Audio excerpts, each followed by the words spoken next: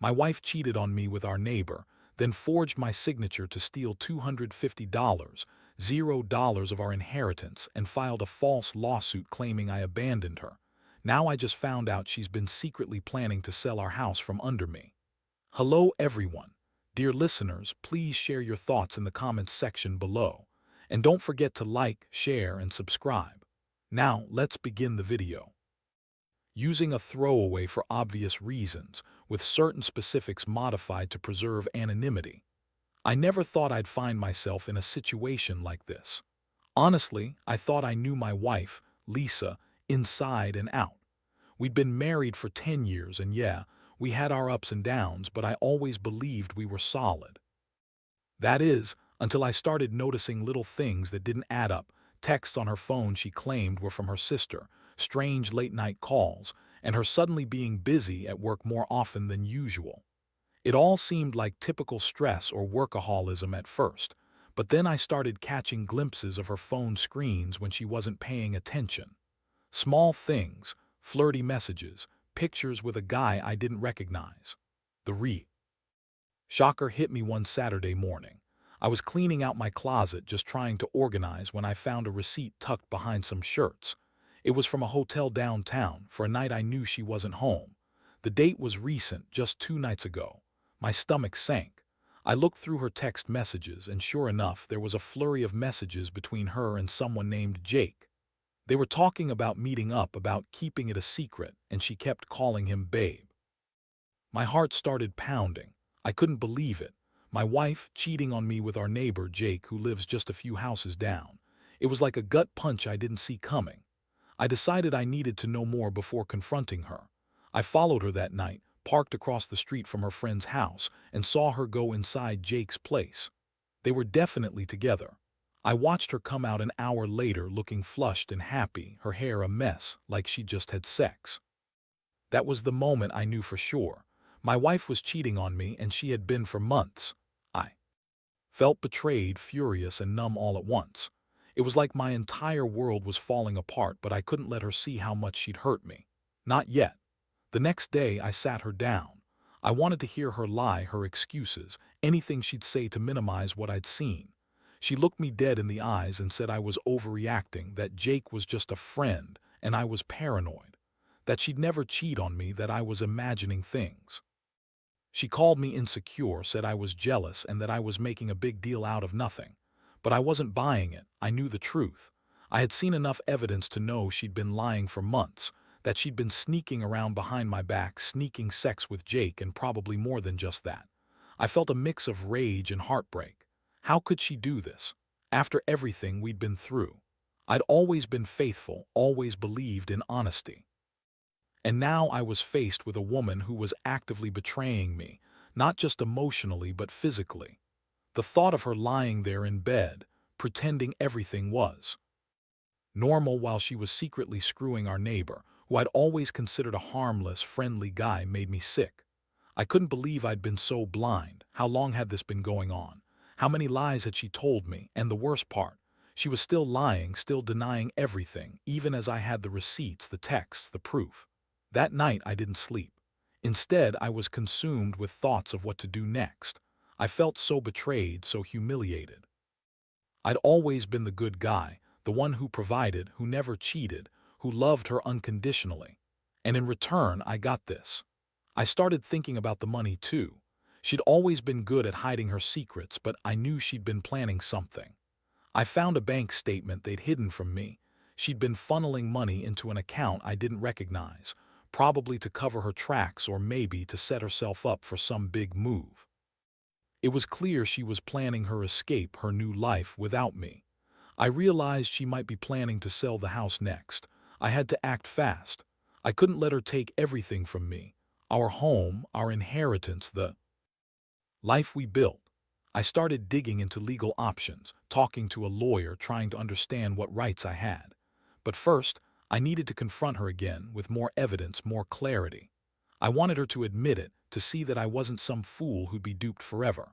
I wanted her to feel the weight of what she'd done. I also knew I had to protect myself financially. She'd already forged my signature on some documents, trying to steal $250,000 from our inheritance. That was the real shocker. She'd been planning this for a while and I was just catching up. In the midst of all this chaos, I felt the cold realization that I'd been a fool. I'd trusted her with everything and she'd used that trust to stab me in the back. I wasn't just hurt, I was angry, furious, even. How dare she lie, cheat, steal, and then try to destroy what was left of our lives? I knew I couldn't let her get away with it. I had to fight back for myself, for the money she was trying to steal, and for the dignity she was trying to erase. This was just the beginning, I knew that. But I also knew I had to be smart, meticulous, and ruthless if I wanted to come out of this with anything left. If you want me to keep going, I can tell you what my next steps were, how I started executing my plan, and what happened after I finally took control of the situation. The more I dug into her financials, the more I realized just how deep she'd gone. Lisa had always been good at hiding her tracks, but I found bank statements, emails, and even fake signatures on some documents she'd forged to transfer money out of our joint account. She was trying to siphon off the inheritance, the $250, $0 that was supposed to be for our future, for retirement, for our kids if we ever had any. She'd been planning this for months, maybe longer. I found an email chain where she discussed selling the house, getting rid of everything, and starting fresh somewhere else. The words sent a shiver down my spine. She was serious about leaving me, about taking everything we'd built and throwing it away. My mind raced. I needed to act fast before she managed to pull off her plans completely. I contacted a lawyer immediately, explained everything I'd uncovered, and asked what I could do to stop her. The lawyer told me to get a court order to freeze the house's sale and to start proceedings to declare her actions invalid, especially since she'd forged my signature on crucial documents. That was the moment I realized I had to confront her directly, but carefully, because I knew she'd be ready for a fight. She was manipulative, bitchy, and she'd lie her way out of anything. Still, I had concrete evidence now, and I wasn't going to let her get away with it. I decided to set a trap. I made sure I had a recording of her on the phone, pretending to be interested in a property she was trying to sell. I also kept copies of all the emails and bank statements. When I confronted her again, I did it with everything laid out on the table. I showed her the evidence, told her I knew about her affair, her theft, and her plans to leave. Her face twisted into a sneer. She everything called me paranoid and jealous, and accused me of going crazy. She tried to turn it around, said I was trying to control her, that I was just upset because I couldn't handle her success and independence. She called me possessive and pathetic, and even accused me of cheating myself, an outright lie meant to deflect. But I wasn't buying her bullshit anymore. I told her I'd had enough. I said I was filing for divorce, and I was going to fight her over the house, the inheritance, and everything else she was trying to steal. I made it clear I had evidence of her forgery and her affair. Her face went pale for a second, then she snapped. She started yelling, calling me crazy, paranoid, and a damn control freak. She threw a glass across the room, smashing it against the wall, and stormed out, screaming that I'd ruin everything, that I'd regret crossing her. That moment was a turning point. I realized she was dangerous, not just manipulative, but capable of doing anything to get her way. The emotional hit me hard. I was furious, betrayed, and deeply hurt. I couldn't believe she'd been lying to me for so long, cheating, stealing, and plotting behind my back. It felt like I'd been punched in the gut every time I uncovered another lie. But beneath all that anger was a sense of clarity. I saw her for what she was, a liar, a cheater, a thief, and a manipulator. Still, I also felt sadness, sad that I'd been blind, that I'd trusted her so blindly. I kept asking myself, how did I miss all the signs? How could I have been so naive? But I knew dwelling on that wouldn't help. I had to focus on fixing what was broken, protecting myself, and making sure she didn't take everything. I started documenting everything, every email, every bank statement, every conversation. I hired a private investigator to confirm her whereabouts and her dealings. I wanted proof of her plans to sell the house and her ongoing affair with Jake. I was determined not to let her slip away with my money or my home. I also contacted the bank and froze all her accounts connected to the inheritance, making sure she couldn't access the funds. I felt a strange mixture of relief and dread. Relief that I was finally taking control, and dread that this fight was only just beginning. I knew she'd fight me tooth and nail, and I had to be prepared for her next move. The hardest part was knowing that she was planning to leave, to start fresh somewhere else, maybe with Jake, maybe with the money she'd stolen. I still couldn't wrap my head around how someone I loved and trusted could turn into this manipulative, deceitful person. It made me question everything about our marriage, about who she really was. But I also realized I had to be strong for myself.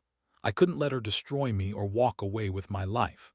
I started planning my next steps: legal action, securing the house, protecting my inheritance.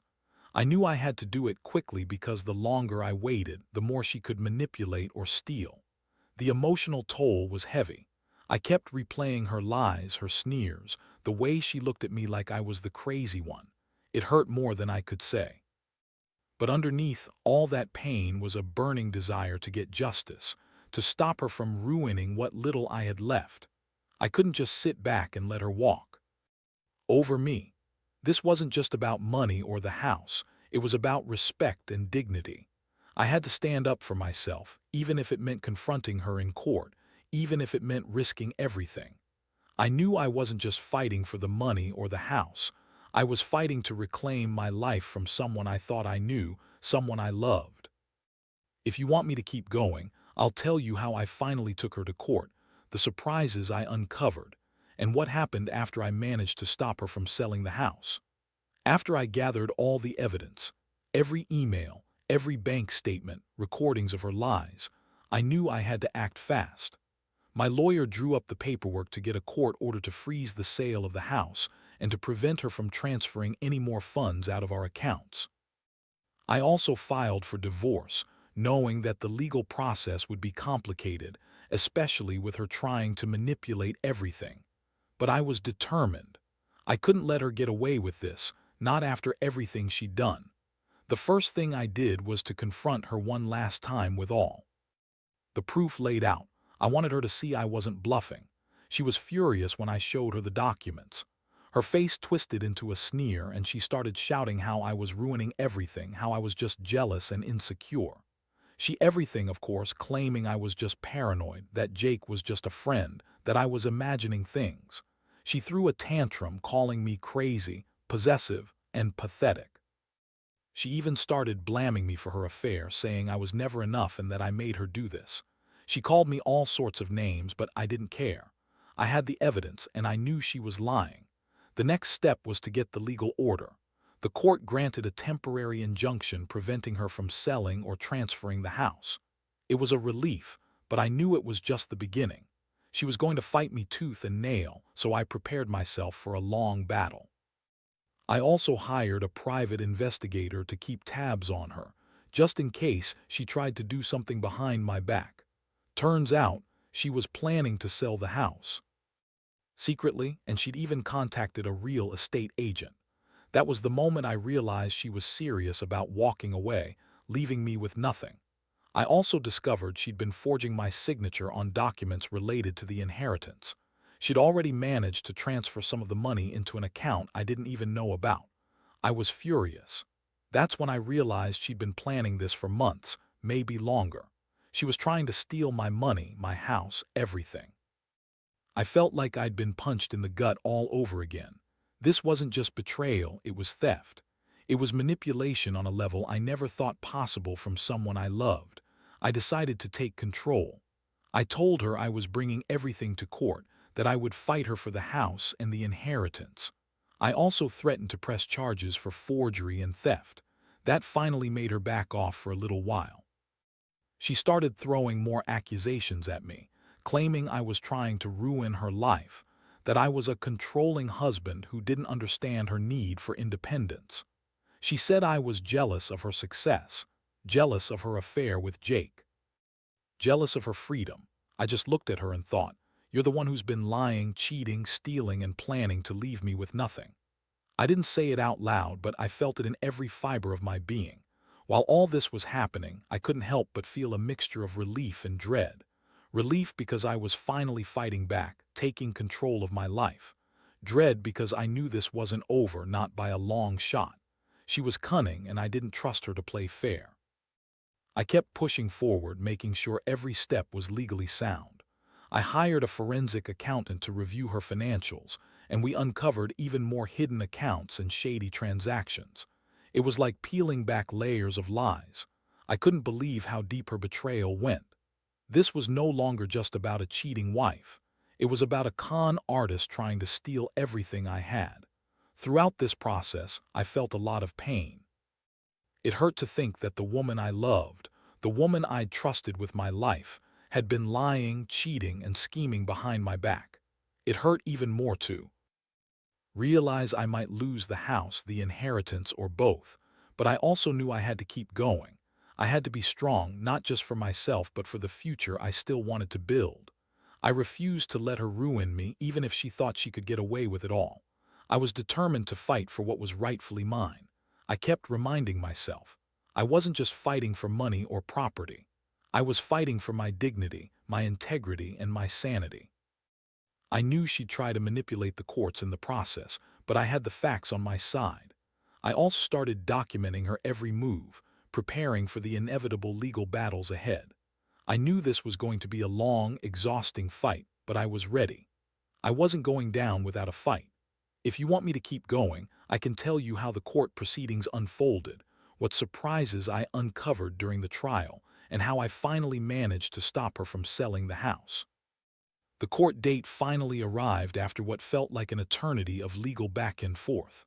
I had my lawyer, my evidence, and a burning resolve to put an end to her scheming. From the moment we stepped into the courtroom, I knew this was going to be a battle of wits, lies, and manipulation. Lisa was there, looking smug and confident, but I could see the flicker of worry behind her eyes. She thought she had everything planned out. She thought she could lie her way through it, spin her stories, and walk away with the house and the money. But I had the truth, and I was determined to use it. The hearing started with her lawyer trying to downplay everything. They claimed I was overreacting, that the evidence was circumstantial, and that Lisa was simply a hard-working woman trying to make a life for herself. They spun a story about her emotional distress, her need for independence, and how she was merely exploring new opportunities. Her lawyer even tried to argue that she hadn't forged my signature, saying I was mistaken or that I had given her permission. I couldn't believe the audacity. I presented the bank statements, the emails, the recordings, and the forged signatures. I laid it all out. Then, the judge asked Lisa directly about her affair with Jake. She hesitated, then lied outright, claiming they were just friends, and that I was paranoid and jealous. I saw her eyes flicker when I presented the text messages where she called Jake babe, and the hotel receipt from that night. Her face turned pale when I played the recording of her admitting she'd been planning to sell the house secretly. The courtroom was silent as everyone heard her admit she'd been lying. That's when I saw the first cracks in her facade. The judge was not convinced by her lies. She ordered a forensic audit of her financials, and that's when the real fireworks started. The audit uncovered multiple hidden accounts, large transfers, and even a recent attempt to sell the house without my knowledge. I felt a surge of relief, finally some justice. But the fight was far from over. The judge also questioned her about the forged documents and her plans to leave the state with the inheritance money. She tried to deny everything, but her words were shaky, inconsistent. The evidence was too strong. As the hearing progressed, I saw her losing her composure. She started yelling, accusing me of ruining her life, calling me crazy, and claiming I was trying to trap her. She even tried to turn the court against me, saying I'd been abusive, controlling, and jealous. But I had proof of her manipulations, her lies, her thefts. I stayed calm, focused, and composed. I knew that if I lost my temper, I'd give her more ammunition. I had to be strategic. When the judge finally made her ruling, it was clear. The house was to be frozen, and a court-appointed receiver was to oversee any sale. The court also ordered her to pay back the stolen inheritance money, plus damages for the forgery and fraud. That victory felt bittersweet. I'd won the legal battle, but I knew she wasn't finished yet. She was already planning her next move. I also realized she'd been trying to manipulate the court and the legal process from the start. She lied, cheated, and tried to manipulate her way out of it all. But I had the truth, and that was what mattered most. The next step was to finalize the divorce and make sure she couldn't get away with any more of her schemes. In the weeks that followed, I pushed forward with the divorce proceedings. I also worked with the court-appointed receiver to get the house appraised and prepared for sale. I made sure to protect my rights, my inheritance, and my sanity. It was exhausting, but I felt a strange sense of relief. I'd finally taken control of the situation. I also started seeing a therapist, because honestly, this whole ordeal had shaken my confidence and left me feeling emotionally drained. I couldn't shake the feeling that I'd been betrayed by someone I loved, someone I thought I knew. Throughout it all, I kept reminding myself that I was doing this not just for the money or the house, but for my dignity. I refused to let her walk all over me, to let her destroy what little stability I still had. I learned that trust is fragile, and that some people are capable of the most heinous betrayals when they think they can get away with it. But I also learned that with enough evidence, determination, and legal backing, you can fight back. You can stop the person who's trying to steal your life. It's a long, hard road, but I was finally on my way to reclaiming what's mine. If you want, I can tell you how the sale of the house finally went down, what I learned from the process, and how I'm trying to rebuild now. The day the house finally went up for sale was a strange mix of relief and lingering anger. After all the legal battles, court orders, and digging through her lies, I was finally at the point where I could see some light at the end of the tunnel. The court-appointed receiver had taken control, and the house was listed with a reputable real estate agent. I made sure everything was transparent, that the sale process was above board, and that she couldn't manipulate it anymore. Still, I couldn't shake the feeling that she was somewhere, scheming behind the scenes, trying to find a way to sabotage everything. The house was appraised and the listing went live. I watched the online ads, anxious to see how much it would fetch. It wasn't a mansion, but it was a nice place, something I'd worked hard to build, and now I was watching someone else try to take it from me. The first few days, nothing happened. Then I started getting inquiries from interested buyers. I kept my distance but stayed in touch with the court receiver and the agent, making sure nothing shady was going on. I also kept a close eye on her social media, just in case she tried to interfere in some way. I knew she'd be desperate to stop the sale or try to manipulate the process. One day, out of nowhere, she called me. Her voice was icy, but there was a trace of desperation behind it. She tried to guilt-trip me, said I was ruining her life, that I was being vindictive, and begged me to let her keep the house. She insisted she'd changed, that all her lies and schemes were just a misunderstanding. I didn't buy it. I told her she had no control anymore, that everything was out of her hands, and that I was done being played for a fool. I reminded her of all the lies, the forgery, the affair, and the theft. She hung up after that, furious, calling me heartless and a monster. I felt a strange mix of satisfaction and sadness. Satisfaction that I'd finally stood up for myself, but sadness knowing I'd lost the woman I once loved. Meanwhile, the sale continued to move forward. I was present at every step, making sure the process was fair, that no one was trying to cheat me out of my inheritance. The buyers came and went, and I made sure the house was sold for a decent price, more than enough to cover what she owed me, plus some to start fresh on my own. It felt good to see her plans unraveling, to see her realize she couldn't manipulate her way out of this. I even hired a security team to keep her away from the property during the final phases, just in case she tried something stupid. In the aftermath of the sale, I finally received the funds that were rightfully mine. It was a strange feeling, relief mostly, mixed with anger. All that money, stolen and hidden, was now back in my hands. I used part of it to pay off the legal debts, the court fees, and to secure my future. I also set aside some for therapy, because I knew I'd need help processing everything I'd been through. The betrayal, the lies, the theft, they all left scars, but I also felt a strange sense of empowerment. I'd fought for what was mine and I'd won, even if it came at a heavy emotional cost. I started rebuilding my life from scratch. I sold the house, got a new place, and focused on my work and my mental health. I didn't want to be bitter or angry forever, but I knew I'd never forget what she did. That woman, Lisa, showed me how dangerous a person can be when they're willing to lie, cheat, and steal to get what they want. I learned that trust is fragile, and sometimes you have to fight to protect yourself. The whole experience changed me, made me more cautious, more aware, and more determined to never let someone manipulate me again. Looking back, I realize I've come out of this stronger, even if it hurt like hell at the time. I learned that justice isn't always quick or easy, but with persistence and the right support, you can take back control. I also learned that some people are just plain bad bitches who will lie and cheat until there's nothing left of the truth. But I refuse to let her win, not entirely. I'm moving forward, rebuilding my life and trying to forget the nightmare she put me through. If anything, I hope my story warns others. Don't ignore the signs, trust your gut, and fight for what's yours. Because sometimes that's the only way to survive. If you want, I can tell you how I'm doing now, what lessons I've taken from all this, and what advice I'd give to anyone going through a similar hell. Now, sitting here reflecting on everything, I realize how much this ordeal changed me, not just legally, but emotionally and mentally. I thought I knew what betrayal felt like before, but nothing prepares you for the gut punch of discovering that your wife, the person you trusted with your life, was actively working to destroy you from the inside out. The pain of her cheating, the theft of our inheritance, her lies, those are scars that will probably never fully heal.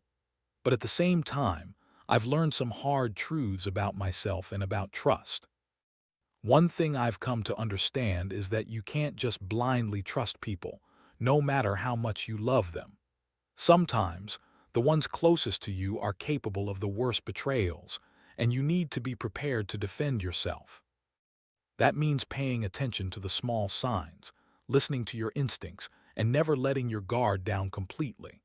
I also learned that legal and financial systems can be your best friends if you're willing to fight for what's rightfully yours. I never thought I'd have to go to such lengths, but I did, and I won.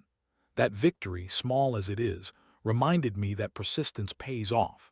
More than anything, I've learned the importance of self-respect. I stayed true to myself through this entire mess. I didn't let her manipulate or gaslight me into thinking I was the crazy one. I collected evidence, stayed calm, and fought back legally. I refused to be a victim. That's what kept me sane. I also understood that healing takes time. I spent months in therapy, talking through the pain, forgiving myself for trusting her so blindly, and learning how to move forward. I'm not perfect, and I don't think I ever will be, but I'm stronger now. I know my worth. Looking back, I see how lucky I am to have come out the other side. I lost a lot, my marriage, my sense of security, some of my faith in people, but I gained clarity. I gained resilience. I learned that sometimes the only way to protect yourself from someone who's out to destroy you is to fight back with everything you have. That's what I did, and I hope others can learn from my experience. Never underestimate the power of evidence, never ignore your instincts, and never be afraid to stand up for yourself, no matter how bad it gets. Now, I'm focusing on rebuilding my life piece by piece. I've found new purpose in work, in friendships, and in taking care of myself. I've realized that the worst betrayals can sometimes lead to the best personal growth if you let them. And despite everything, I still believe in honesty and loyalty, just not from everyone. You have to earn that trust, and if someone shows you they're not worth it, walk away. Protect yourself, your peace, and your future. To anyone reading this who might be going through something similar, my advice is simple. Stay vigilant, document everything, and don't let anyone manipulate your life. Fight for what's yours. And most importantly, don't forget to take care of yourself, because your happiness and well-being come first. This nightmare has taught me a lot about resilience, and I hope it can serve as a warning and a source of strength for others. Trust is fragile, but your strength is. Keep fighting, keep believing in yourself, and never let anyone take away your dignity.